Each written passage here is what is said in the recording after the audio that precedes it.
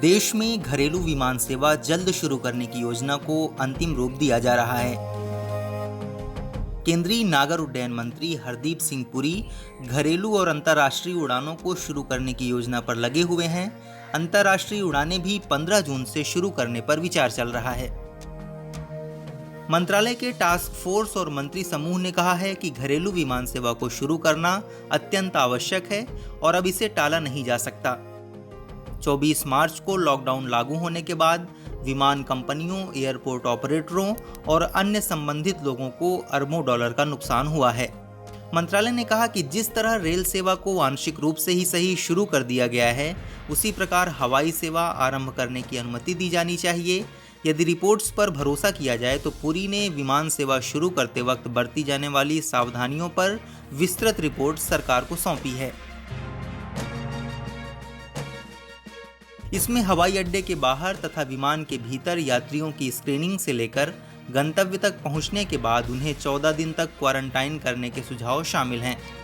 हालांकि पुरी ने यह भी स्वीकार किया कि विमान सेवा शुरू करने में कुछ जोखिम भी हैं, लेकिन कहा है कि हमें कोरोना वायरस के साथ जीना सीखना होगा। सूत्रों के मुताबिक मंत्री ने यह भी कहा कि विमान सेवाएं चरणबद्ध तरीके से शुरू की जाएंगी।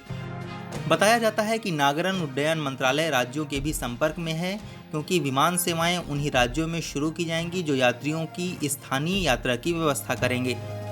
समझा जाता है कि हवाई जहाज के भीतर बीच की सीट के बारे में उड्डयन मंत्री ने स्पष्ट किया है कि दुनिया में कहीं भी विमान में बीच की सीट खाली नहीं रखी जाती। अगर बीच की सीट खाली रखी भी जाती है तो खिड़की से लगी सीट और आइल सीट के बीच इतनी दूरी नहीं है कि फिजिकल डिस्टेंसिंग के नियम का पालन हो सके।